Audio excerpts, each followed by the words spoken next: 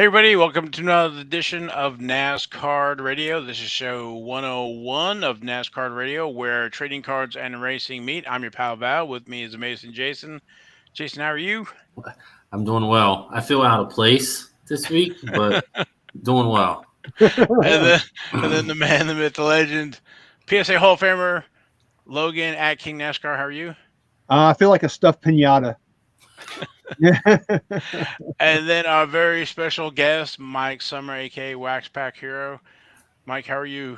I'm doing great. Happy to be on here talking some NASCAR cards. Uh, Super excited to have you. We've got a great show for everybody today. We're going to do racing recap. We're going to talk to Mike about NASCAR, ComC, all the good stuff that you'll want to know, and then we'll finish the show with King's Court.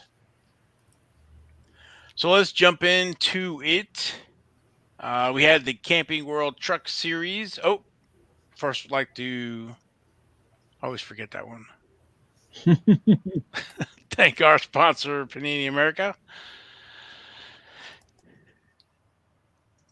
Camping World Truck Series. That was race number 12, and that was the inaugural DoorDash 250. That was Saturday, June 11th. That was at Sonoma Raceway. Kyle Busch was our winner, and highest finishing rookie was Jack Wood at position 16. There's a lot of cup ringers in that one. I think everyone was getting a little preview of the race, but Kyle Busch pretty much ran away with that, I think, at the end. Yeah, he led the most laps, and he had the best truck by far. Zane Smith second, Ty Majeski third, Ross Chastain fourth, and then Chandler Smith, Carson Hocevar at six with that repaired leg and all. So, Well, you know that Suarez substituted for him, so really it wasn't Hokovar that finished; it was Suarez that finished sixth. oh, I thought I saw Hocevar get in the car in the truck in the beginning, so he He came did, out. he did, but yeah, Okay, he came out on I think it was on like lap 12. all right. I saw he had to start from the back after he qualified for the pole, but then crashed. So Yeah, yeah. Well, I guess it was for the good of it because you had to get Suarez in the car anyway, so or the truck anyway. So right.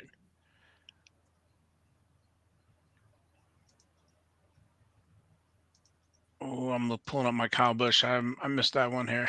My cheat sheet. Kyle Busch, 2004 rookies. We've talked about him quite a bit in all the different series because it seems like whatever series he's in, he's winning. This is his last race for trucks this year.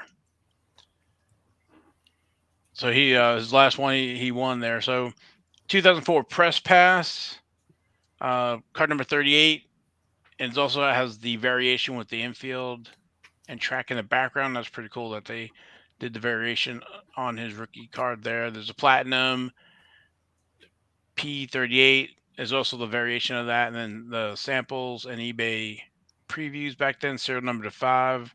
He's got autographs, top prospects memorabilia. You don't see too many of those anymore. The glove number to 100, sheet metal 200, and tire to 350. He's also in the Optima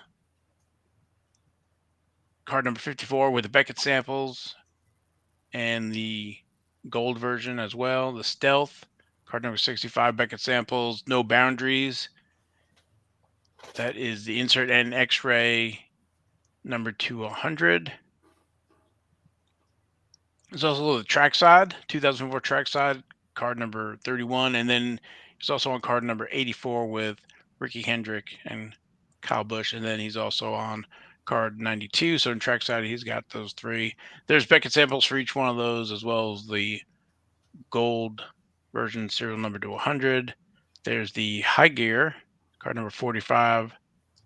There's a Beckett sample. There's the eBay preview, and then there's MPH, which is one of the ones I have here to show. It's kind of, you see the regular base, and then the, I don't know if you can tell, but it's got a little foil around the truck there, and then it's serial numbered there out of 100. So with the purple corners and the light blue, they show wear pretty easy. So this is an 8, but can't can't go wrong with Kyle Busch rookies. Future Hall of Famer. Yeah, it's kind of like Press Pass knew back then that he was going to be something because really you got to think back then it wasn't like it is today where you had a gazillion or a buttload of different cards. Um, you just had a few back then, but he had like 5 different base rookie cards. Yeah, he's in all the different series. And there's also, I didn't mention it, but we've talked about it before, the 2000 the Choice Marketing Rising Stars. He's in that one as well. That wasn't really available in packs. I think that was available as a complete set right at the track or something. Yeah, it was like a track type set that was sold at the track. Yep. Moving on. The next race number 13, is only 4 more races before the playoffs start in the Truck Series. We got Knoxville Raceway, the Clean Harbors 150 presented by Premier Chevy Dealers, and that's going to be Saturday, June 18th, 9 p.m. So Saturday night race. And the stages at Knoxville, end of lap 40, lap 90, and 150. Got a trivia for Knoxville Raceway. Who holds the record with the most truck wins at Knoxville Raceway? So that track was built in 1878 for horse racing. The first automotive racing was done in 1901. So the track's been around a while. Yeah, and it's not Knoxville, Tennessee, though, like a lot of people think. It's Knoxville, Iowa, which is like the dirt epicenter of the world, apparently. Right. So it's going to be a dirt race. And so who holds a record for the most truck wins? That's Austin Hill, which was last year. So, so it's a new track, is what we're saying. New dirt. I guess it's going to replace like Eldora or whatever. So, Did you see where Haley Deegan finished in Sonoma? I saw her taking a drive in the countryside off the track. Yeah, So she was doing some agricultural racing for sure. She ended up 32nd. I hated yeah, that. They thought she blew a tire, but I don't know what really happened. She just went that off the road. that front right was down. I was watching the race before. I was watching a little recap of it, and where she lost the front right, looked like she hit the back end of that truck, took the whole back end off of it. But she was doing really well up until that She point, real was. well, being what, like top 15 or something. So Yeah, I think she finished in stage 1. I think she finished 10th, and I think she finished 9th in stage 2. So she was up there. Just had some bad luck yeah, again. they said she was the highest finishing or highest qualifying woman at position 9 to start the race. So Oh well. Xfinity, we had no Xfinity race, but our next race 15, there's 12 more before the playoffs, is in Nashville Speedway, Super Speedway in the Tennessee Lottery 250. And that's going to be Saturday, June 25th. So we have another week before that, and that's going to be at 3:30 p.m. Yeah, I'm hoping to be at that race. I'm going to be at the Cup race for sure, but I'm hoping to be at the Xfinity race if somebody comes through with some tickets for me. Hopefully they will. All right, that'd be good. Yeah. And speaking of Cup, that was the 33rd annual Toyota Save Mart 350. That was Sunday, June 12th. That's Sonoma Raceway. Daniel Suarez was our winner, and highest finishing rookie was Austin Cindric. Oh, just I jumped over it, but highest finishing rookie in truck was Jack Wood. He doesn't have any cards yet, so I don't know jack about Jack Wood. either do I. So until they make some Dumros cards, but Yeah, Daniel Suarez, our winner, and highest finishing rookie was Austin Cindric. So it was pretty awesome to see Suarez win. yeah. There you go. Mike's got a Suarez autograph. Donruss. Or Suarez scribble is more like it. I Yeah. don't know that I can make out any kind of D, S, or any kind of other letters in there, but He's got that I guess kind of get that D whatever, and it kind of slides and makes a Arrow. yeah. Yep. But we were talking before we came on about Daniel Suarez, where it was great to see him win and kind of validates him. He came up with Joe Gibbs Racing, and then he kind of was there for a little bit, and then moved over to Haas Racing, and then moved on from that to I think the trackside, or it was somewhere else before, and then with Trackhouse. But yeah, but it was great to see him, finally get that win. And you could just see the emotions of the whole crew and everybody hugging, and even everybody all the competitors were congratulating him as well. So I saw Kurt Busch and those guys drive up, and Yeah, he was getting Does the he not fingers. get any? Does he not get any kind of credit for the All-Star activities earlier? Wasn't I was when I was looking earlier, it looked like he won something in May with the All-Star Open. Oh yeah, he won the open race to get into yeah. the All-Star race. Does that doesn't, I guess, count as an official event or an official win? It's not a points paying race. It's just more of an exhibition kind of race. Okay. So they don't pay points for it. So it doesn't officially tally up in the win column. So yeah, this would be his first official Cup win. So because he won the Xfinity Championship when he was in the lower level. So everybody had big hopes for him, and it was great. Like I said, great to see him win it. And his rookies are in 2014 Press Pass Total Memorabilia. That's card 47. Not a lot of parallels back then. There was a red version that was, I believe, from retail. There's a gold version numbered to 175 in the black and white, numbered to 99.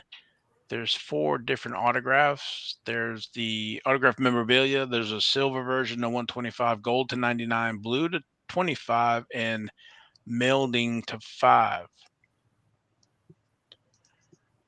And if you're just looking for Panini, the 2016 Panini certified, go figure. One of my favorite products we were talking about before the show.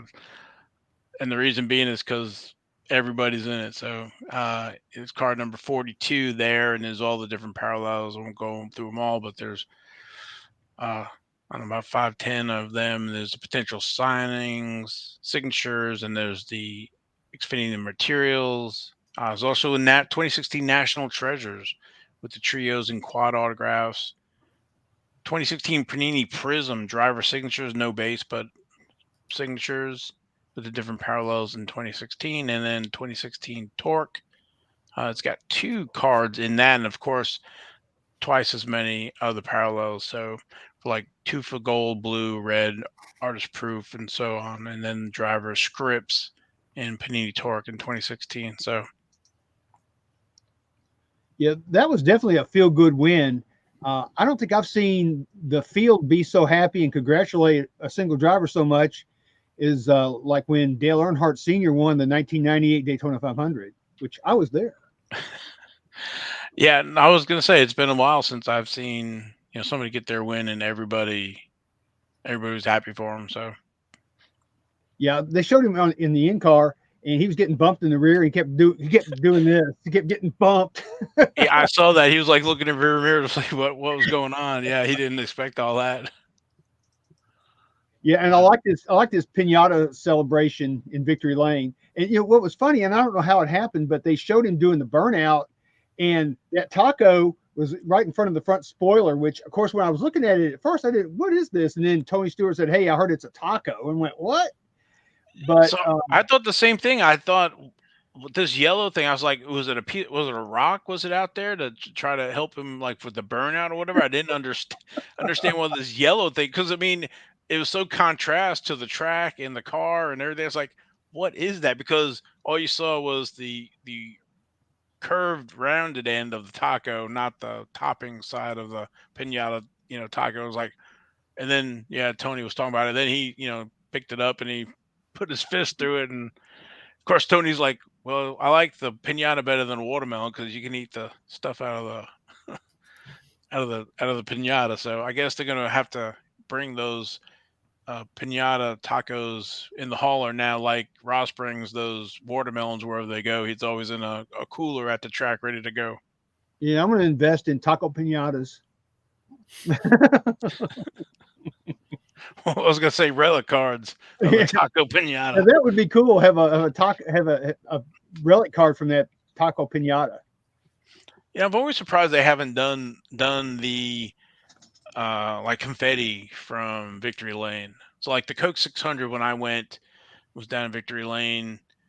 That celebration, those little pieces are shaped like little Coca-Cola bottles, silver and red. That they would be pretty cool relics, whatever. But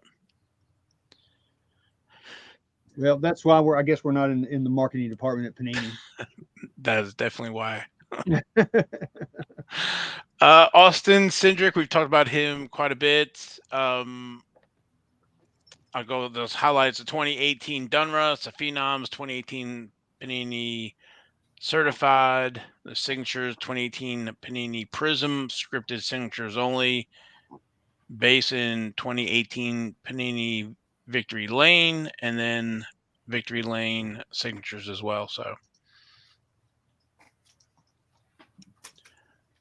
next Cup race number 17. There's only 10 more races left for the playoffs. It's going to be at Nashville Speedway. That's the Ally 400, Sunday, June 26, 5 p.m. That's a late race for Sunday. Yeah, it is. And the good thing is we have our same seats that we had last year, and the press box shines a shadow over where we sit because I looked at the weather report. It's going to be like 98 degrees for the high in Nashville that day. So they say. I mean, that's over a week away, but who knows? Quickly, can you bring food and drinking? Yeah. Of course, I went last Some year. tracks do, some tracks don't. I The older no, tracks seem to have we the couldn't last grandfather year clause. Okay. because I remember Tyler and we bought drinks and stuff from the concession stand. So and I never do that, but those things are so overpriced. Well, like when I go for Charlotte, I'll bring stuff, but I mean the race is so dang long. You go, you you can't bring a Foot Locker, and it's a smaller cooler, so Yeah. you'll go through your drinks and food or whatever. So anyway, just thought I'd ask you stages for Nashville Super Speedway, end of lap 90, 185, and 300.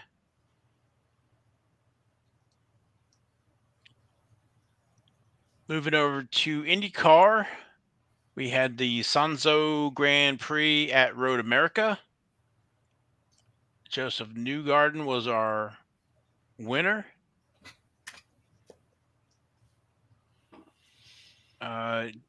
He doesn't really have any trading cards. He's got the cards, I think, that are in the Matchbox cars or diecast or whatever it was. Yeah, that race wasn't much going on in that race. Probably one of the biggest things that happened is Jimmy Johnson spun out on lap one. He got back in the race. He ended up stalling it, but I guess they let him refire it. So, but yeah, I was surprised at that. But it looks like somebody got on the inside of him and forced him wide and knocked him into the gravel. But yeah, there wasn't a whole lot going on in the Indy race. It was kind of like the Formula One race. It just was kind of a race, wasn't a whole lot of action in my opinion. Next IndyCar race, race number 9, is going to be the Honda Indy 200 at Mid Ohio, and that's going to be July 3rd, 12:30 p.m. That's going to be 80 laps.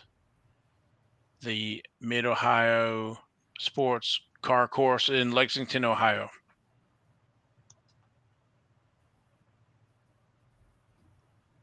Moving on to Formula One, we had the Azerbaijan Grand Prix.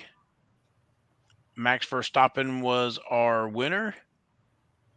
Ferrari can't catch a break. No, that they did catch 2 breaks, and that's what the problem was. I guess that's the wrong break. Yeah. we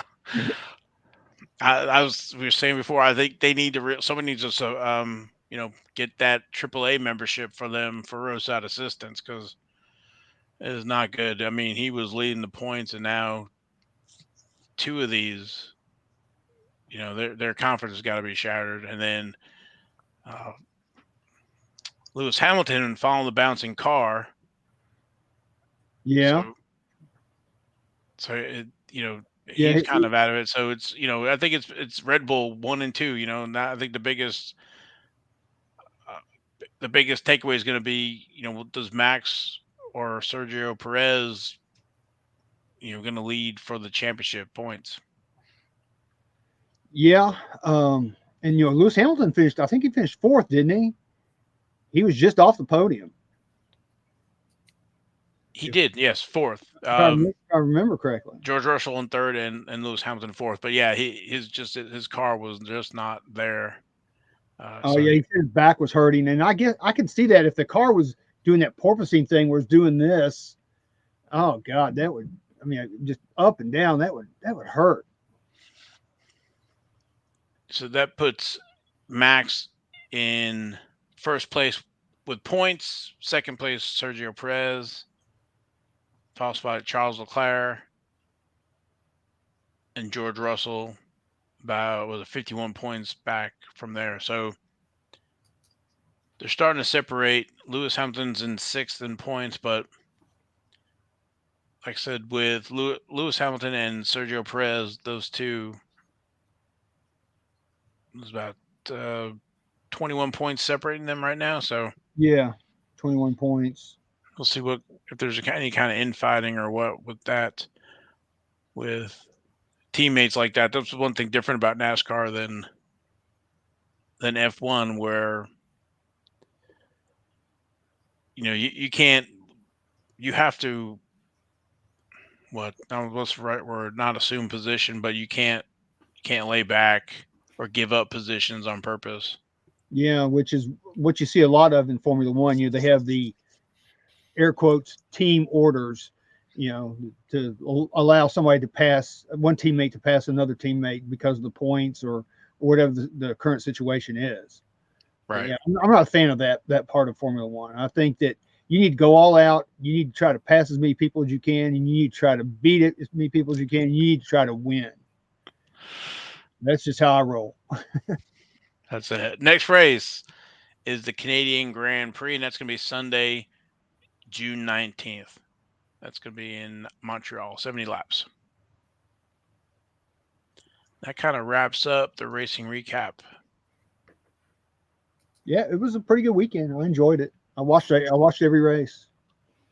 And then I watched the recap so I can remember, because I'm elderly and I have a tendency to forget what happened 2 hours ago. Well, I'm the same way with all the different things going on with all the different races now. But anyway, our next segment are with our guest Mike Sommer, aka Wax Pack Hero. So, Mike, I know, like I said, it was great. It's great to have you on the show. I know you collect NASCAR a little bit. I know you're in a lot of other different things. I know you have the shop. I was wondering how the shop's doing, and how do you have any kind of demand for NASCAR or anything like that? Yeah.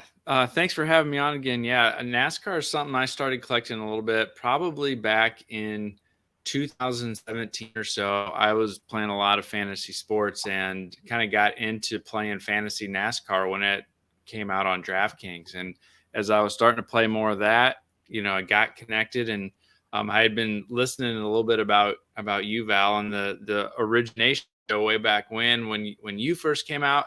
And I started to dabble a little bit in NASCAR cards at that time. And for me, it was one of those things, that combination of playing fantasy NASCAR, watching NASCAR because of that, and then opening NASCAR cards. It all kind of merged together for me to be something that was just a lot of fun. And as you guys are talking about, it was so affordable. And, as I was talking, those first product I think I bought was 2017 Donruss.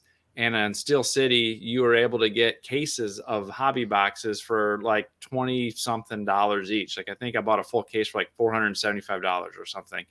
And it was just, you could get tons of cool hits and autographs and everything. And I was watching the guys on the screen on Sundays, and it was just a lot of fun to start to put those sets together. And so that's kind of the product that got me hooked. And as Val, you and I talk every once in a while, that's why Donruss NASCAR is my favorite racing product every year, and it's been the one that's been consistent, through that time from 17 on. So I've had a lot of fun collecting that. I don't go deep onto all of them, but I've kind of built a little bit of a collection of those Donruss sets. And then as I come across some autos and relics of some of the racers that I don't have, I put those in a binder. And so I've been kind of building kind of a collection of autos and relics of some of those key drivers over time. I think one of the coolest things, I'll just hit on this too, because I think it's fun. One of the coolest projects that I had around NASCAR was something that I put together a few years ago for my dad. He was a racing fan, and he worked at CAT his entire career. And so I put together kind of a framed piece of autograph and relic cards of all the different CAT drivers throughout the year. And it kind of was centered around, I think it was Ward Burton. There's a NASCAR Illustrated magazine when he won Daytona. And so I kind of had that as kind of the centerpiece. And my dad's not into cards really, but he thought that was pretty cool and pretty special. And I had a lot of fun tracking those down. So that was one of my most memorable kind of NASCAR related projects that I put together a couple years ago. Yeah, Ward was pretty good there. He was a personality for sure. And Cadden, maybe the colors and everything else. That's one of the things great about NASCAR with the relics and everything else it's with the pretty colors. neat. So. As far as the shop, I do have a few folks. I have a couple boxes of NASCAR cards in there, and I do have some folks who come in looking for those. There's a couple I'd call them more diehards. They've come in and made me an offer to buy out the whole box at once, and so I've sold out the whole box a couple times to a couple of those guys as they come in. But as you'd expect, not the same maybe demand that you see for football and baseball and that thing. But I do have folks that come in looking for NASCAR from time to time. Yeah, definitely not the demand like the other sports, and I guess that's a good and a bad thing. So it keeps the stuff affordable, and you're talking about that 2017 Donruss. There's a great first flagship for Panini with the Donruss there, and I see all the blasters and stuff we were talking before, where you can get some great deals on the blasters and have a lot of fun hits for $5 a piece. So yeah, it's great. When I first opened up the shop, or kind of took over the shop, I guess I should say, because I bought out the former owner. One of the things on the shelf was, I don't know, probably 30 boxes of 91 Max.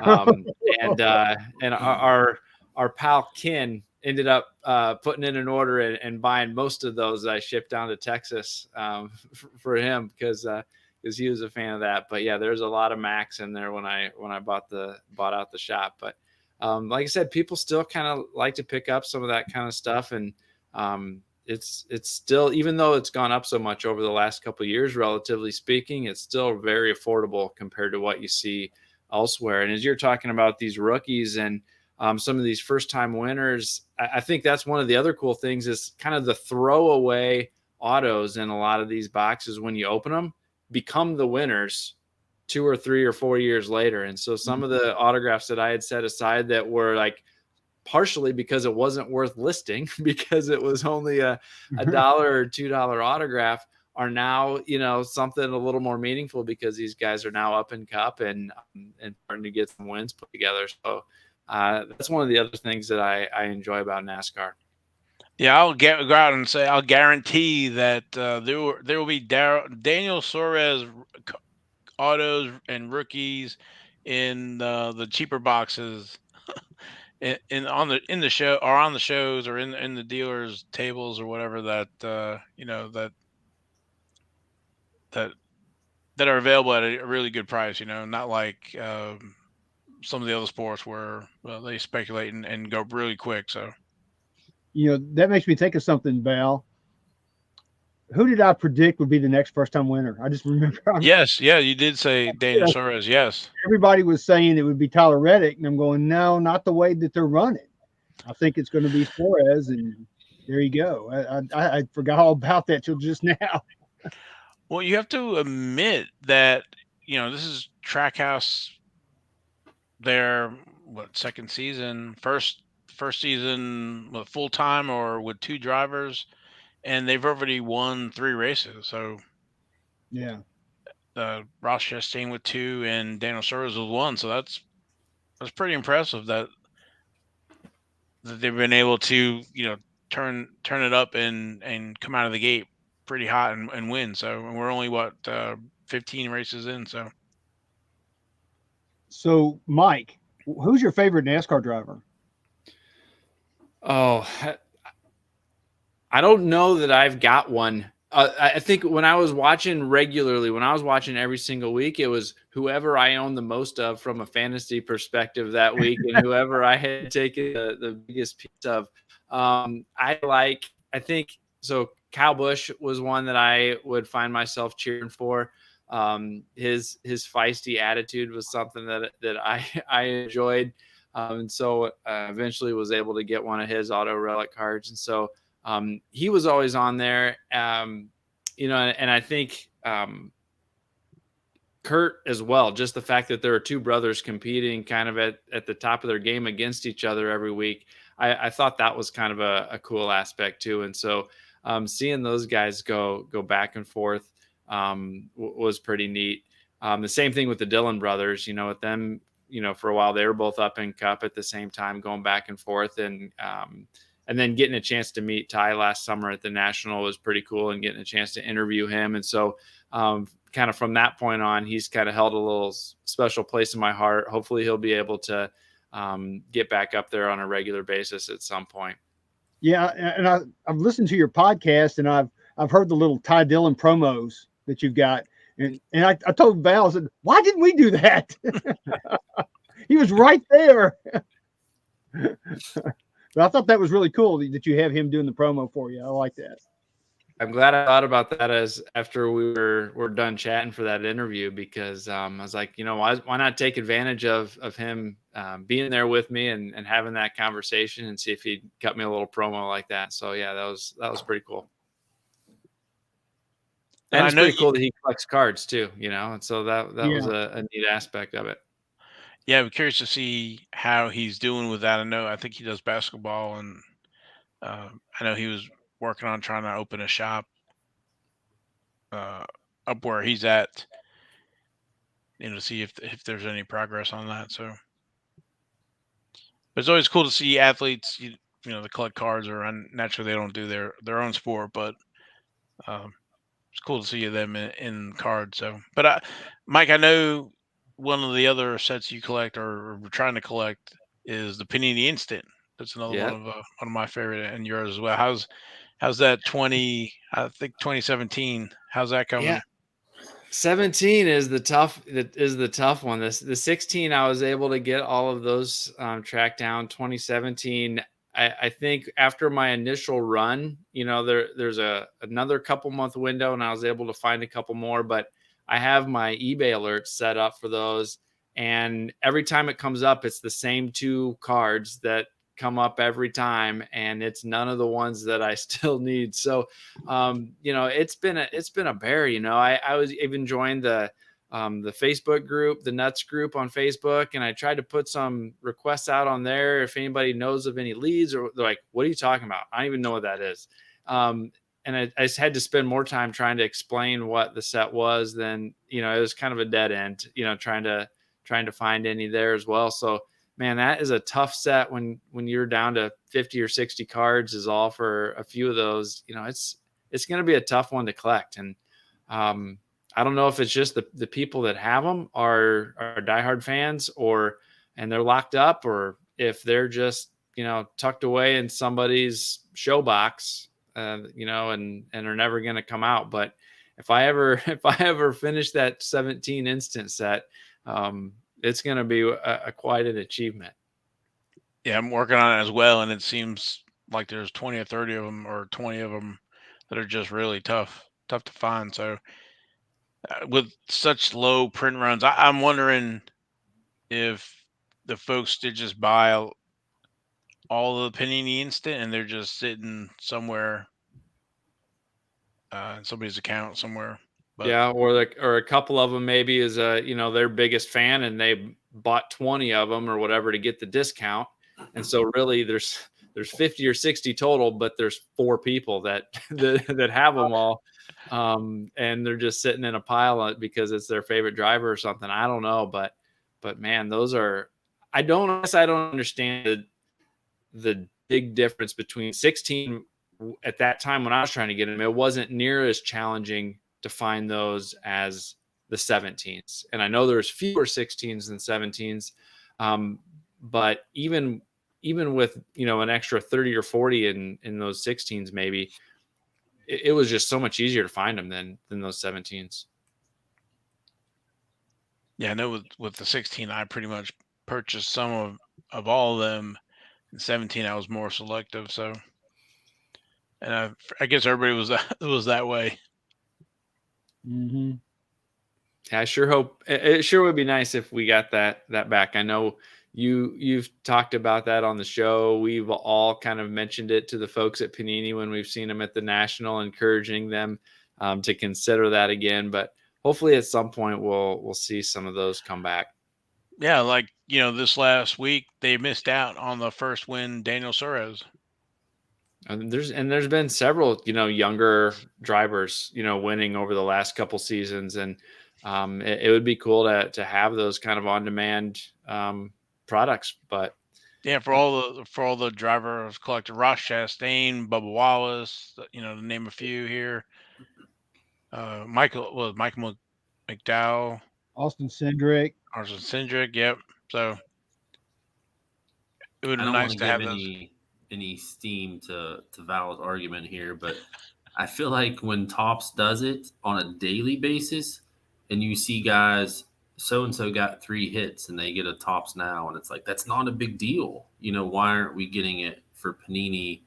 Like for Suarez and stuff like that when it's once a week and it's historic to a degree. But then somebody else out there is doing it daily for very minor accomplishments.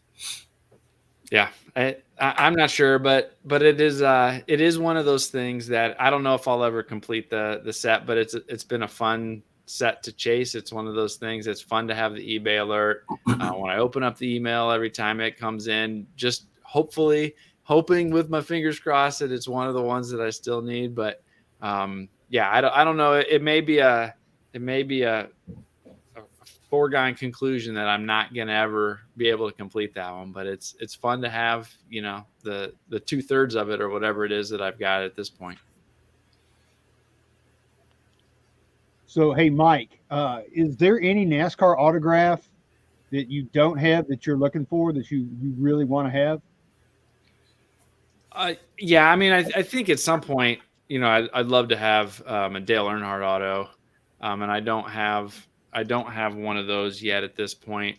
And Jeff Gordon as well. He's another one that was, in his prime when I was kind of coming up through, high school, college, especially during those that era. He was, kind of one of those legends. Both of those guys I don't have autos of that I'd love to track one down at this point. As far as the kind of the current class of drivers, I've got most of the ones that I'm interested in, the Kyle Busch, the Logano, Keselowski, all those types of guys, I've been able to track down and get already. So I think it's really kind of those two, Dale Earnhardt and Jeff Gordon would probably be the two that I'd still like to track down at some point. Do you have Richard Petty? No, I have Kyle Petty, and boy, I think you were talking about his autograph a few months ago. Both of them have awesome autographs. Just the way they look. Here, I'm gonna pull it out real quick as I'm sitting here. But yeah, I just love that autograph. Oh yeah, I mean Kyle and Richard both just have beautiful autographs, and I think Richard's is probably the most beautiful autograph in professional sports, period. I mean, of course, I'm a little biased because I collect Richard Petty, but that's just how I feel. But as I look through these, I mean, they all have, not all, because we were just talking about Daniel Suarez's kind of scribbles with arrows, but I was just looking. I've got a Mario Andretti autograph sitting here, Clint Boyer, Michael Waltrip, Denny Hamlin.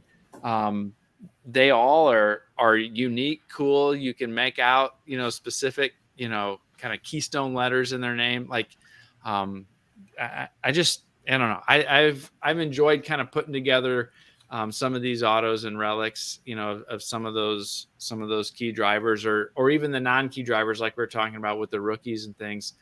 If I don't have their auto and I get it in one of these boxes, I stick it in my binder, just so that I can kind of build that kind of growing collection of different autos. And so, I don't know, it's fun. It's fun to go through.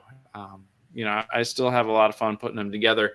I have not yet got my 2022 Donruss hobby boxes yet. I've been stubbornly holding out for them to drop in price a little bit. It's still hard for me to get comfortable paying. I think the LCS that I'm a part of that carries the new wax. I think they had them for around $120 a box, and it's hard for me to adjust paying that when I think I paid, $80 for last year's and was paying $50 or less for all the ones prior to that. And so I've been holding out hope that they drop a little bit before I pick up any hobby boxes. Or the other thing that I've done, I especially did last year with 2021 Donruss, was picking up large lots from like the blowout forums. I think I bought a couple medium flat rate boxes worth of all optic and optic hollows. Wow.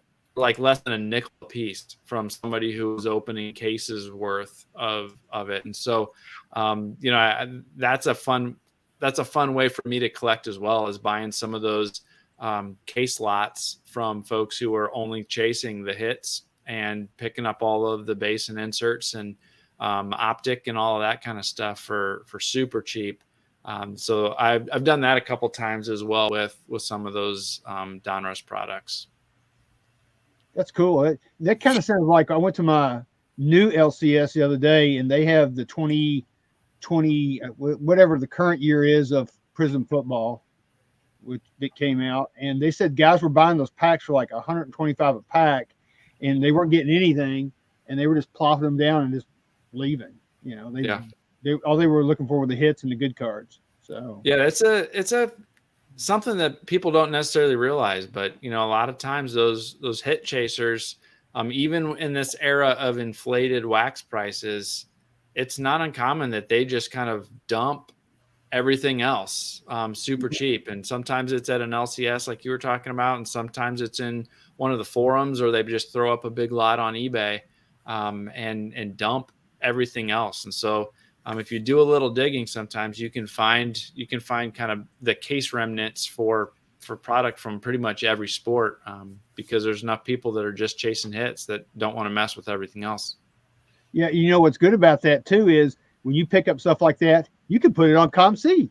You can, yeah, you can put. I usually do some combination of getting through it. Some of it goes into the PC, and then some of it goes on ComC, some goes on eBay, some goes on Sport Lots, and I kind of am able to put it out through all of those different sites. A lot of times for that racing stuff, especially the serial numbered stuff, I'll send into ComC, the stuff that's a little more limited, and be able to get it up there, because there's enough people trying to track down, those serial numbered parallels and things like that, that it's a good opportunity to move it to some other collectors and get it out there for other people who are trying to track it down, like we are with that Panini Instant set.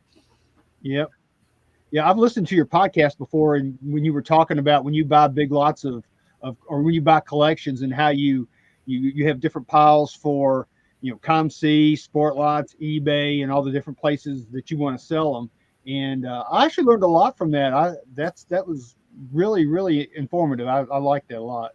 Yeah, it's super helpful. I think having the patience to go through, and the time and effort that it takes to kind of go through and sort a collection or these big collections, and then being open and willing to consider and test and experiment with some of the different sites and selling platforms to see what's going to work work best has really paid off because, in that episode that you were talking about, I talked about how based on all of that experimentation, if I'm buying at the right price, I can figure out a way to make money on pretty much any type of collection, whether it's high-end cards, mid-end cards, or even base and insert cards, because they all have a customer base and a segment of the hobby that collects them and pursues them. It's just doing and finding how and where to connect with those folks so that you can get those cards into their hands when they're looking for them. And so, the main platforms, there's a segment for the shop and show inventory of stuff that I know that there's local demand for. And then a lot of the base and inserts go to sport lots. A lot of the serial number $1 to $20 type cards I sell on ComC. And then eBay for the stuff that's a little bit higher and complete sets and, memorabilia and all of that kind of stuff. And it just kind of, and then Facebook to unload everything else that's, not selling well or is just kind of that bulk inventory that's left over. And so between all of that, it works out. It works out pretty well. Yeah, I tell you, you manage your time very well because there's a lot of work that goes into, sorting through all those kind of collections and things like that. And, being able to put this here and post this here and do this here, that does take a lot of time. People don't realize how much time that really does take. Yeah, there is time and effort. It is not just, it's not quick or easy money necessarily, right? But I'm fortunate that I'm an early riser. So, I'm usually waking up about 4:45 every morning, and I don't start work until 7 for my day job. And so I've usually got a couple hours in the morning where I'm able to kind of focus in on some of that type of stuff. I'm only at the shop like 4 hours on Saturday and Sunday afternoons, kind of like noon to 4, kind of limited hours at the shop. But it's also not uncommon for my daughters to come in with me and hang out at the shop with me, and they'll help me sort and go through some of that kind of stuff when I'm at the shop as well. And so that type of thing really helps out with some of that time and effort. And then that's, again, one of the great things about the utilization of ComC is that really lets me scale almost infinitely, right? When I run into those times where there might be things that I could sell on eBay, but if I know I'm not going to have the time, I can just stick that in a box in one of my ComC submissions, and they do all the listing and taking pictures and shipping and all of that kind of stuff for me. And so utilizing ComC for a lot of that really helps me kind of scale and manage that time, because I don't have to handle it other than creating my submission and getting it in the box to send into them. So you mentioned, multiple ways, and I think Val and I are in agreement here, but I want to see what you think, because you're kind of in the same boat as me. Like this goes here, that goes there, this goes over here. So if you were picking between like ComC, Sport Lots, eBay, Facebook, whatever, we'll take the store out of the equation. Which one is your preferred method? Because they all have advantages, disadvantages, with price and timing. But as far as like for you, what do you like and why? Yeah, it's a great question. And it's a really, I think it's a personal question that comes down to everyone's individual circumstance. The way that I think about it, and again, this may not be right for everybody, but this is the way that I think about it. I use eBay I think of eBay for one of those big bulky items that I can't sell anywhere else. But when it comes to singles, for things that I want to get that money quickly, I can put them on eBay, sell them quickly, and that money's in my account, within a week, right? Right. Based on the way the managed payments works and all of that kind of stuff right now, right? So if I know I want to turn something quick, eBay is where I'm going to go first, because I can get that turned quickly. ComC is where I go for things that I think have a demand, but it may not be a quick demand, and when I need to scale a lot, because it's so hands off for that perspective, right? So some of the more obscure type items, things that may not sell really fast or right away, but are still in demand overall or have a following overall, those are things that I'm going to send to ComC for sure. And then Sport Lots is almost like this long tail slow build of inventory that I know is going to sell over time, but is that slow and steady and consistent kind of base of money that I know that is going to pay back dividends over time, right? I'm still selling things every month that I listed back in 2016 when I got started on sport lots. And so I've built that inventory from, a couple thousand cards when I first started in 2016 to, I think I'm over let me tell you real quick. I think I'm over 200,000 in inventory now on the site. 270,000 cards listed that I've got on sport lots right now. I'm selling 2,000 to 3,000 cards every month on that site at a minimum of 18 cents a piece, usually somewhere between 18 cents and $1 a piece, right? And so that is, I know the things that I list there, those base and insert cards on sport lots are going to be a slow burn over time, but provide that slow and steady return. And so that's going to be where the majority of that type of stuff goes. And I just know it's going to take a while to sell through, but I'm selling a few thousand cards a month that are base and inserts for a quarter to $1 a piece. And so that's the overall mindset. So one's really fast. One's kind of midterm that I don't have to have any kind of manual handling of. And then the other on sport lots is kind of that long-term, slow and steady return that I'm getting from those cards. I don't know if that makes sense at all, but that's kind of how I approach it. Yeah, definitely. And I think, Val and I think we're going to pick Calm C for the most part. For me, it's funny that I miss the days of the quarter insertion fees instead of the 50 cents. That's a killer in some cases, but the flipping, and we're not going to go into it today, but I know you were buying some AEW stuff, and so was I. And there's still stuff that I'm buying from the wrestling sets, but there's some easy flips on there for a whole different show of instruction on how to do that. But as far as submitting your own cards, I'm going to go Calm C for me. I just wish, we kind of were back to the old times, like a lot of things, so. Yeah, it's I've got 110,000 cards listed on ComC right now, and I submitted about 20,000 of them, and the rest I've all picked up on site to flip, like you had mentioned. And so it's I've still sent in 20,000 cards in the last 5 years. It's still a very key piece of my overall platform. But like you said, it maybe I can come back another time or whatever. We can talk a little bit about the flipping aspect of ComC too. But yeah, when it comes to the scalability, nothing beats being able to just box it up and send it in, and then they take care of everything but pricing it for you. And so yeah, it's definitely a key piece of the three platforms that I use most often. Something for me, because now with my job, I travel every week, sometimes 5 days at a time, sometimes 10.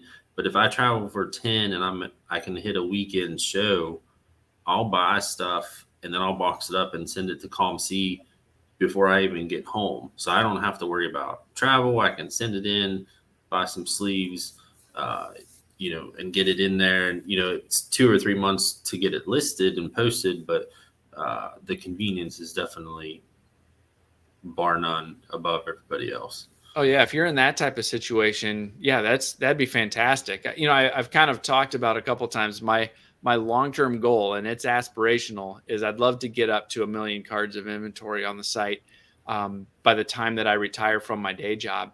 And a big piece of that is for that very reason. If at that point I want to travel, I want to do other things, I don't want to be tied, or there's no way that I can be tied to the house like I am now. You could, in your situation, you couldn't do sport lots like I do sport lots. Yeah, absolutely not. It would be impossible to be able to do that, right? And even eBay would be pretty difficult with any kind of volume to be able to do, right? And so it's a perfect solution for somebody who's in your situation, or only wants to have to mess with it from time to time. You're able to travel and send it in, travel and send it in, travel and send it in. Yep. And everything else is just handled online. So it's perfect for somebody in that type of situation, especially because you can also just sit and buy and flip, Just from click, your click, hotel click. room, Yep. and actively participate while you're on the road too, not even having to touch the physical cards. One thing that I like that the ComC now, as it's grown, as the hobbies and stuff has grown, that they are carrying, or more people are submitting for NASCAR and racing. Lots of F1, lots of NASCAR. Uh, so some of the other sports, like my thing with sports laws was trying to sell NASCAR.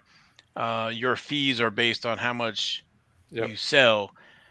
So for somebody to specialize in just in NASCAR, you take a massive hit because you might not, sell through a lot per month. But so to try to get that inventory of NASCAR and try to sell. But meanwhile, though, over on ComC, there's a lot of other NASCAR and F1 now. So Yeah, I was just looking earlier today too on ComC. I think they're up to over 90,000 different NASCAR cards, or not just NASCAR, but racing cards listed.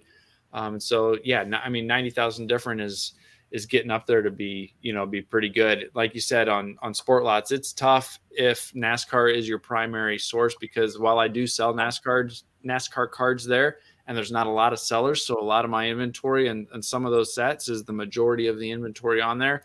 That's not a high volume seller, right? And so if that's the only thing you're selling, it's tough to get past some of those fee limits and some of those fee thresholds if that's the only thing that you're selling as a seller. And it can be challenging sometimes as a buyer too, because some of those sets, especially the earlier kind of early 2000s or late 2000s, early 2010 stuff, there's not as much on there because it was a later addition to the site compared to the other sports. But yeah, it's growing on ComC for sure. yeah, that's my, I guess, go-to right now. So Yeah, usually, I'm just a buyer on ComC. I don't sell. I mean, Mike, how easy is it to get started selling? And is there like a recommended quantity of cards you want to start with? Yeah. So when I started with a $10 deposit, and I started by just flipping stuff on the site, that we were referencing before. And when I first did that, I didn't approach it, and I didn't have this long-term big picture mindset that I've got now of being kind of combining both the hobby and business sides of collecting. I was just collecting at that point. But I was flipping a little bit, and then I would pick up a few of the cards that I needed to complete a set. And so it's really not difficult at all to get started and do some stuff like that, and to experiment a little bit with 10 or 20 bucks, buying and selling a few different cards that you might want to track down. There's a couple, for instance, there's a couple Jeff Gordon cards that I was looking at earlier. I had filtered for NASCAR, and then I had filtered for lowest price, and there was a Jeff Gordon card on there for like 11 cents. And the thing that as I looked a little bit more, I clicked on that card and I looked, and there was one for 11 cents. And then the next cheapest one was like 45 cents. And that is like the perfect type of card that I would be looking to buy and flip, because what you'd essentially have to, you could buy it for 11 cents, reprice it for like 38 cents, still be the lowest on the site. It would still be listed for 99 cents when they cross listed on eBay.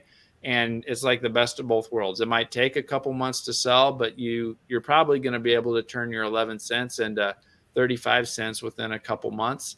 And you get to experiment and learn a little bit. You get to dig into cards of some of the drivers that you like, or guys that you like. You can do that with some of the rookies that we talked about too. Often you can see those, and you look for that opportunity where the lowest price that's listed is, you can double or triple your price and still be the lowest on the site, and you can get started experimenting for just 10 or 20 bucks. And yeah, you don't get rich quickly doing that, but you can definitely create some margin, or create some profit, or create some store credit to use towards those things that you want to then ultimately get shipped get shipped home. If you're talking about what to send in and submit from your own collection, my recommendation is that you also start small. You're going to be paying a minimum of 50 cents a card for processing those. And so you definitely don't want to submit anything that is going to be selling for less than $1, in my opinion. Mm. And I would recommend starting with like 100 card submission. It's going to cost you $50 in submission fees, but it'll give you a chance to get a feel for what the process is like. What might sell better than others from your collection, or the types of cards that you have. And it just lets you kind of ease your way into it without committing like hundreds of dollars of submission fees right off the bat when you're not even sure if you're going to like it. So if it's just to get comfortable kind of flipping, you can do that with 10 or 20 bucks, just to kind of get the hang of it. If you're talking about submitting something, I wouldn't submit more than maybe 100 or 200 cards. And I'd make sure that kind of they're cards that should sell for at least $1, if not, $5 or $10. Okay. So I wanted to see if you do the same thing that I do. With all the talk about vaults lately, for a couple of years now, I've been sending cards to ComC and not putting them for sale, just for the reason of I think eventually something's going to happen with that person. That player is going to get traded to the right team, and then it'll be worth something, and I don't have to worry about it at my house getting damaged or a kid grabbing it or whatever. Do you do anything like this as far as like the storage vault conversation goes? I have not done that for something that I've sent to them and then not put it up for sale. I have bought stuff and then not immediately repriced it. So I bought stuff that I think there's going to be something that happens, and then I just kind of leave it in my unpriced inventory for a period of time. And I've definitely bought stuff and let it accumulate before I had it shipped home. Things that I wanted. I think this is a great price, but I don't necessarily need to have this card in my hand right now. And so I've definitely bought stuff and let it sit there and kind of built up, kind of a big pool of stuff before I ultimately had it sent home. And so I've definitely done that. But I've not submitted something and then purposely not repriced it. Usually in those situations, I've just sat on them at home before I even send them in. Yeah. But it is, I made a tweet a couple weeks ago. Essentially it was one of the first vaults, that's essentially functioned like some of these others, albeit not with some of the same high-end cards that you see in some of these more prominent vaults that get a lot of popularity. But they've been kind of a low-key vault for 15 years or whatever. Yeah, definitely. So it essentially serves the same purpose of having cards that you can see digitally insured and stored off site that you can immediately sell if you want to. It's pretty much all of those things that you're seeing be advertised for some of these other vaults. And it can be cheap cards, it can be graded cards, it could be expensive low end, whatever. And it is kind of crazy, and it's exactly what you said. If that card is sitting there, it can be unpriced right now, but in 2 seconds it can be listed for sale. It's already scanned. Everything's good to go front and back. And like you said, it's been there for years, kind of right under a lot of people's noses. Yeah, it's one of those things. I don't think I think at some point before I was a user of the site at all, they had an official kind of vault system or a vault product or some kind of more structured and titled vault that I don't even know exactly how it worked. That it was kind of something that they were experimenting with. But even the like we said, the normal site functionality is a vault. It's offsite storage that you can see digitally, price or reprice or unprice and just hold whatever it might be, right? Like that you can use at any time. So yeah, it's I've not used it a ton like that, other than kind of storing some things that I kind of build up over time, and or storing some things that I bought cheap that I think are going to go up And so I wait a little bit before I reprice them. So definitely a lot of flexibility on how you want to use it, either as a buyer or a seller. Now, if they've done like they've done before, you can bring stuff to the national and then submit it, and they'll bring it back to Seattle and then list it. So Yep, and that can save you a little bit on shipping. You don't have to ship it to them at that point. You can just kind of hand it off to them and work through it that way. I've done that. My first submission ever was actually at the 2017 National in Chicago. That's the first submission I ever made to them. And then took a nice load up last summer as well when it was back in Chicago. I did the same. First time I submitted was I don't know if it was Atlantic City or if it was at Cleveland, but I submitted at the National. So, and they've been doing that a little bit more at some of the other shows that they've gone to. They've been able to just drop things off at some of those other shows as well. Yeah, they did that at the Dallas Card Show. Uncle Rich and Stefan and Angela were there. They had a table and they were taking in a lot of cards. I was impressed on how many cards they were actually taking in. I mean, they had like big 5,000 count boxes of cards that people were like, here you go. Cool. Well, I don't know. If we want to end it here, we've been talking for quite a bit already. Logan, did you want to hit up the 92 tracks? Yeah, we can talk about that real quick. Let me bring that window in. Give me 1 second. That's great information, Mike. We really appreciate that. Yes, thank you. Yeah. ComC, you love it. And like I said, if you're a collector of NASCAR F1, there's a lot of inventory out there that, and again, with each card, there's a scan front and back. So yeah, I'm looking at it right now. There's 90,659 cards of racing listed. Okay, I was out perusing eBay, getting ready for the show, and I came across this little gem right here. This is the card is a 1992 Trax Earnhardt Petty card, but the autographs on here are not real autographs. I mean, can you see that zoom in on the Petty? Yeah. Okay. Yeah, and this was sold on eBay, and it's, if you notice, it's graded by the Mint, whatever Mint grading service, and it came back I was going to say PSA, but it's a Mint 9. But they graded the card. It says A1 autograph, but they don't say anything about it, the autograph being authentic. And this is what we've talked about before on the show. These autographs are not, at least in the opinion of myself, and I think I'll speak for Val and Jason as well, that these are not authentic autographs. They're not even remotely close. Yeah, I mean, even if Mike holds up that Kyle Petty, it has all that loops in it that this Richard Petty does not, when it should. So it's one of the easier giveaways when looking at that 92 tracks. Yeah, it just, So explain this to me, Logan, because Val, move up on the card a little bit where it says autograph series. So how in the world are these autographs on there that aren't theirs, but this is supposed to be an autograph card though, correct?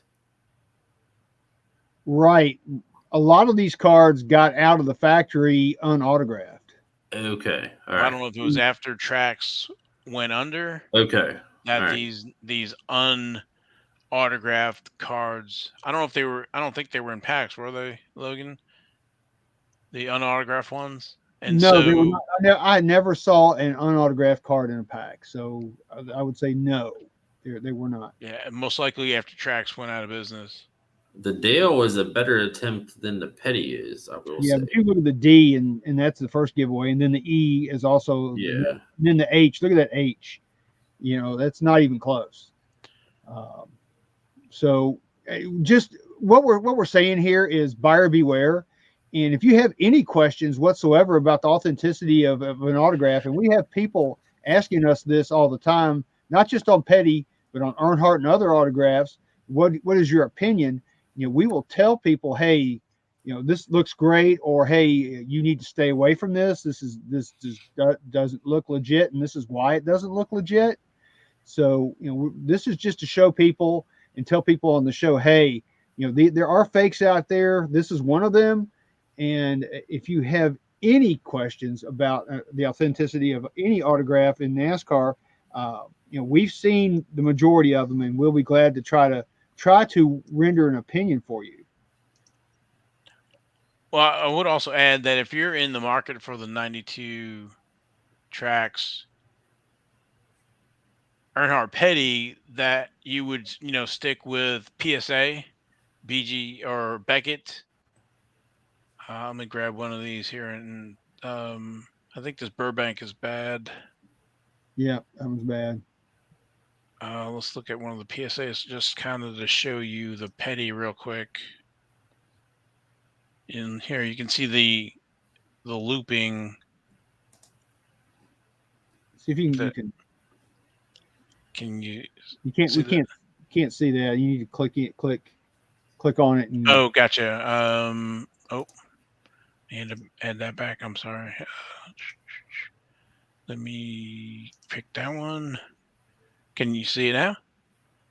Oh, you know why? Because it opened another window. That's why. StreamYard. Let me move that. Share.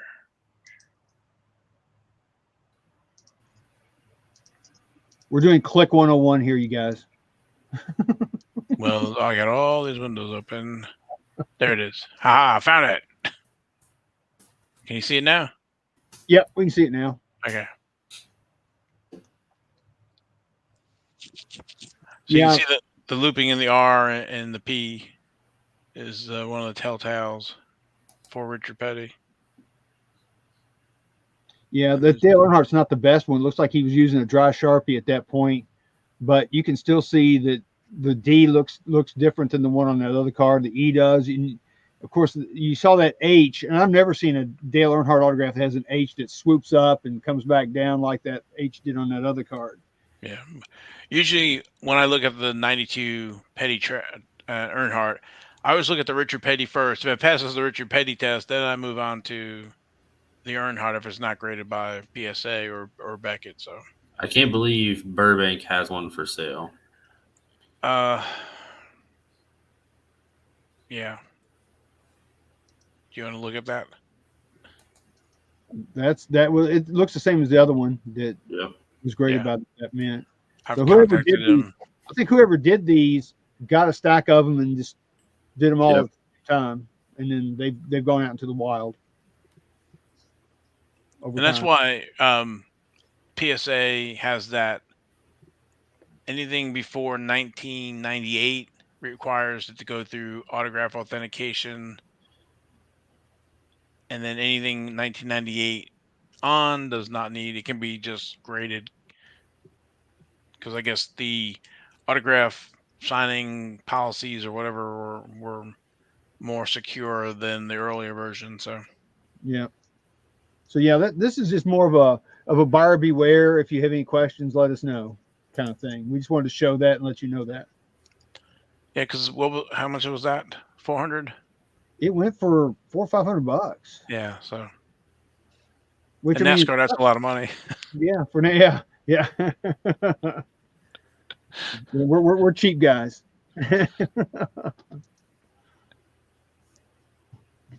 So, do we want to move on to King's Court real quick? Yeah. All right. We can do that. Let me see here. Cue the music. Cue the music. I can't get my finger to go the right way.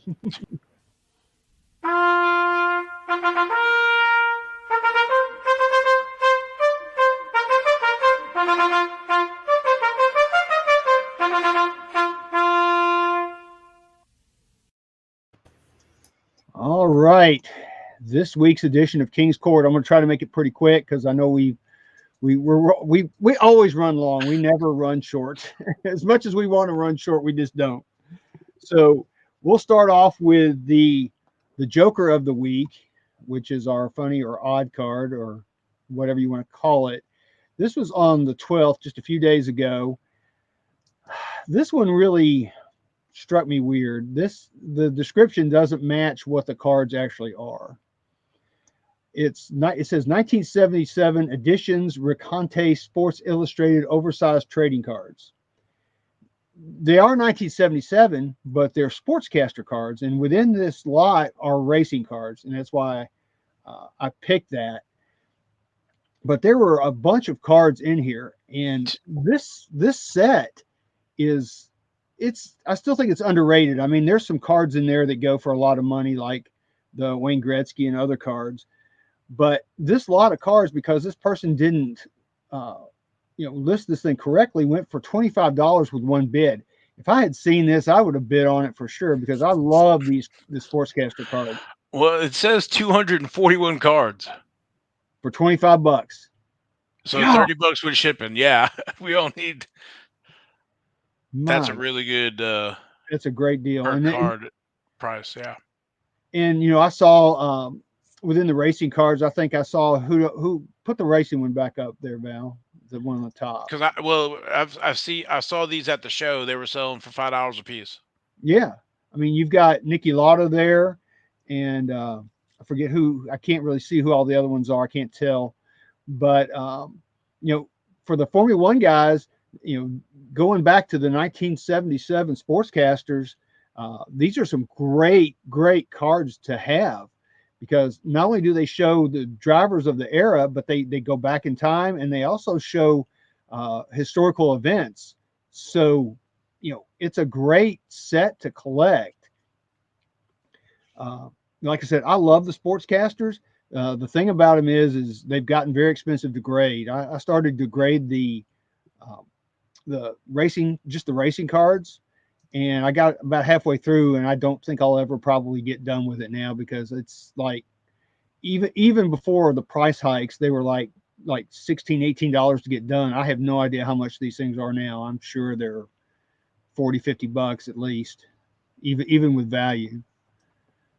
But anyway, I just want to show that these are really fun cards to collect. It's a huge set. There's like over 2,000 cards total, but I think there's like 140 something racing ones in this set. And there are NASCAR, there's Formula One, there's sports cars, there's all kinds of different forms of racing, and that doesn't include the motorcycles. They have a whole separate one just for motorcycles. And if you look there, like what Val's showing, there's Hank Aaron and Babe Ruth. This part, whoever got this got a deal for $25. Yeah. This football, Joe Brown, Yeah. So name yeah, it, yeah. That's that. golf. Yeah. There's Jack Nicklaus, Johnny Miller there. Yeah. I looked at the hockey. I'm going, man. If there's a Gretzky in there, I'm going to really be upset. No, I don't see Gretzky, but I see was it Bobby Orr, Gordie Howe. So Yeah. But anyway, yeah, there's very a cool. mix.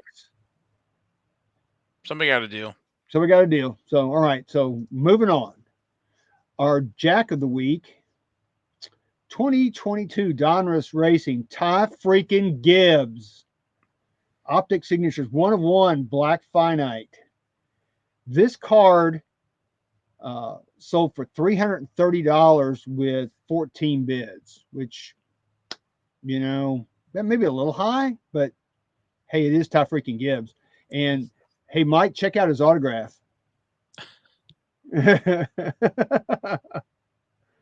Yeah, that's a special one right there. Scribble, scribble. But he does that a lot. And what Jason brought up, and I had not noticed before he had said something. He has like all kinds of different versions of his autograph. It just depends on how he feels like scribbling that day. Yeah, I think in 2020 there were probably twice this much autograph. Yeah. Now they're just I don't know, but that when I saw that when I was pulling them up, I was like, oh man, the 101 was hit for the black finite Yeah. optic. I'd actually love to have that card. And That's what I said. yeah, I was like, oh man, I missed it. Yeah, and we've talked about it before. There's so much you can't find it all. You can't look at it all. You can't bid on it all. It's just impossible. But yeah, that's a cool card. It's got that disc. Is it the disco? I think in the background. I don't know if that's like a disco or I don't know what the little swirly So things are. look at cracked ice or something. I don't Or know. There's yep. just there's so many different things. All I gotta do is just rub my eyes real hard, and I can see Yep. the different panini patterns. All right, so let's move on real quick. Queen of the week, female driver. This was on the 9th. 2020 Panini National Treasures Haley Deegan race used rookie card. And Jason, you're going to say something about this. I know it's autograph number 14 of 25. It went for $785 with 16 bids. And Jason, what are you going to say about this card? It's crooked. Yes, it is. Ding, ding, I, ding. I want to say, is this the same card or is it the same? No, I think the other one was going the other direction. Yeah, Okay. yeah. That's a big pet peeve with us. If they're going to put like the Munster logo on there, they need to put it in the right orientation. Especially since she has it right on her hat. Yeah, yeah. But 16 bids, almost 16, $800. yeah, that's pretty impressive. Ungraded, so that's Yeah, pretty ungraded. impressive. Yep. So the demand for Haley is still there, even though she's having some bad finishes. So, all right, moving on. Boom. King of the week is the King. This is on the 13th of June. Richard Petty, RC rookie, 1972, STP Grail, King of NASCAR. It's an SGC card graded a 4. Yeah, back looks And good. yeah, I looked at it. I thought it looked pretty good. Um, but they were asking $2,800, and it went for a best offer accepted of $1,500, which, in the grand scheme of things, that's probably a good price. Uh, as we all know, you can't; these things just don't pop up very much. And if you get the chance to buy one at what I would say a reasonable price, and I think this is probably a reasonable price, and you got the money to do it, you need to go click and buy it. I think got to crack that out and get it autographed. Yeah, that's There you go, top right hand corner. Look at that right there before. I don't know if I can't. Looks like just paper loss there and at the yeah. bottom, but That's the bad thing about those cards is they do well, have yeah, paper black loss. gloss. Yep. Yeah, but that's a beauty of a card still. And like what Val said, crack that sucker open and get it autographed by the King, and then you really have something then. All right, next up, Ace 101. This is on 10th of June, 2020 Topps Chrome Formula One George Russell rookie 1 of 1 printing plate. I think this is the first printing plate we've had as the 1 of 1. I'm pretty sure. Yeah. Yeah, and I'm amazed. They were asking $6,499.99. The best offer that was accepted was $5,700. Hey Val, turn the card back over, the plate back over. Never mind. I saw that mark on the back, and I was wondering if they practice Yeah, I the. think it's got a ding on it. Yeah, it's looks like it's scratched or Yeah, there's something going No, on. I thought the blue was on the plate. I see what it is now. Okay. Yeah, they were circling at the show Yep. here and then zoomed in more. and it still went for $5,700 Yeah. with a sticker auto. I just, to And that's me, 2020. Yeah. So that's a lot of money for something like that. Again, I'm a NASCAR guy, and I don't spend a whole ton of money on high end cards like a lot of people do, but it just seems like for that was a little much. But so I would say that it's 2020 first year. It's George Russell's rookie auto. It's a 101 printing plate. So I can see that he is, what do we say, third in points right now. So, and Lewis Hamilton's teammate. So I can kind of see it, but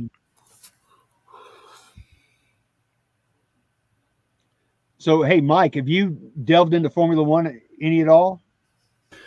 No, I haven't. I've not dabbled in it. Being kind of a cheapskate, like we were Like talking us. about earlier, that they just started off through the roof. I wish I would have listened to our friend Ivan when he was talking about some of those first Panini Instant cards that were super cheap when they first came out. I considered it. I considered using some of my Topps points even to get some free ones when they first came out, but no, I've not really dabbled in the F1 at all. Yeah, I'm like you. I wish I had listened to what Ivan kind of knew the future. Um, I just didn't. And I just throw all my money. I try to stay in my NASCAR lane. I try not to get out of my lane too much, even though I have collected some Formula One now. Still, I'm primarily going to stick with NASCAR. Well, I'm going to say in my defense, they were $195 a box for 18 packs. It's compare that to NASCAR. There was no way I was paying that. So now Yep. they're what, $4,000 a box for 18 packs. But anyway, Live and learn. Yep. All right, last up, last one. Royal Flush, highest price card of the week was on the 9th of June, 2021. Topps Chrome Formula One, Charles Leclerc, Gold Wave Auto out of 50. It's a graded a PSA 10. It's a Pop 1, and it went for $6,999.99. Click, buy it now.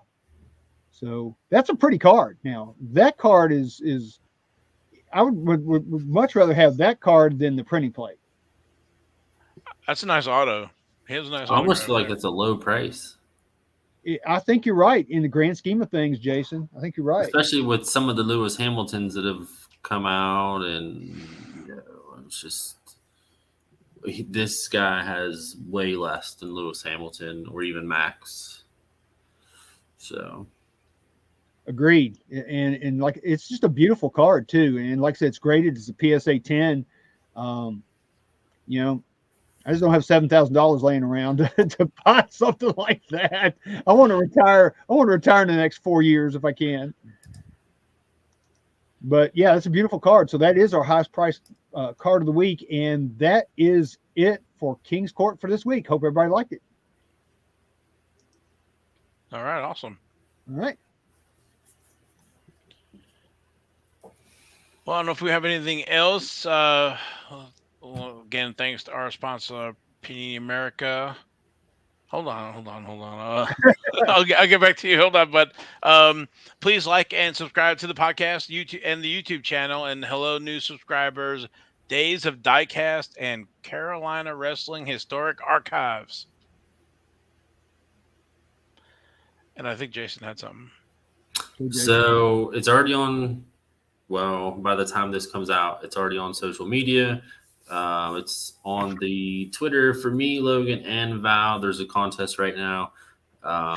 It's exciting for us, at least. One of our celebrity hosts here is a cover model or cover athlete. How would you say that? What is Logan? So, but anyways, in the April 2022 PSA magazine, there's a featured story on Logan, King NASCAR, and we decided that in one of our multiple copies, it would be interesting for us to sign it. So we're going to give that one away. So it's already posted on Twitter right now, and it's just the same basic formula for everybody, follow, retweet, all that fun stuff. So, but it is posted right now, and we will announce a winner on next week's show. Yep, and I'll ship it out from the Stock Car Museum here. And again, thanks to our guest, Mike Sommer, aka Wax Pack Hero. And Mike, anything you wanna end with, or let people can find you? We've talked about the the podcast, awesome, and the website. So Yeah, sure. Yeah, if you have any questions about any of the stuff that we talked about, selling on ComC, Sport Lots, eBay, getting started on ComC, any of those types of things, just feel free to reach out at waxpackhero.com is where you can find The blog with the Wax Pack Hero Sports Card Minute is the podcast, comes out every week.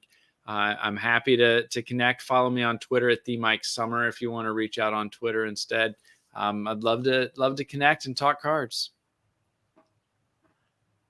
All righty, I guess this will be it. I'll wrap it up. Well, thanks everybody for listening, and we will catch you next week. We're out of Hashtag, here. hashtag skid marks.